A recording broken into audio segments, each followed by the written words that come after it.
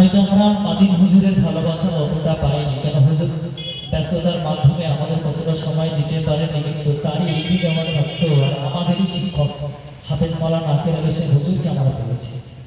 All India সুন্নাত ওয়াল জামাতের একেবারে প্রথম যে মাদ্রাসা মারওয়া খালিজি মাদ্রাসায় আল্লাহ পাক আমাদের পড়ার সুযোগ করে দিয়েছে।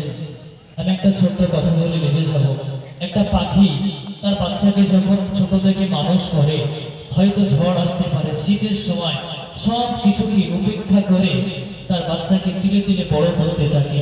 ঠিক তেমন ভাবেই আমরা মাতিন হুজুরকে হয়তো কাছে পাইনি, তার রেখে যাওয়া ছাত্র হাফেজ মাওলানা আখের হুজুরকে পেয়েছি। আমরা দেখেছি রমজান মাসে হুজুর আমাদের জন্য হাসি খুশি মন নিয়ে কালেকশনে বার হয়ে গিয়েছে। এমনকি সময় বিভিন্ন সরকারি হুজুরের সাথে আমরাও গিয়েছি। ঠান্ডার সময় ঠান্ডাকে গায়ে রেখে দিয়ে আমাদের জন্য হুজুর অক্লান্ত পরিশ্রম মেহনত করেছে।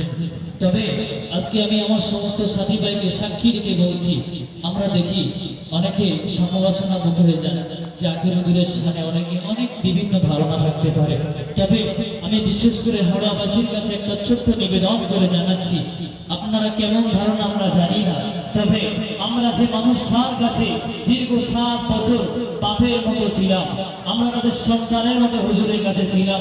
তবে হুজুরকে বলে যাচ্ছি, আপনার পাশে কে থাকবে কে থাকবে না বলতে পারবো না, কিন্তু আমরা ঐক্যবদ্ধভাবে আপনার ছাত্র আপনার সন্তানের মতো আমরা ইস্তেকামাত থাকতে পারি এবং আমাদের দ্বারা যেন আল্লাহ পাক দ্বীনের এক একটা খিদমত করিয়ে নেন। এই বলে আমার সংক্ষিপ্ত বক্তব্য বেরিয়ে করলাম।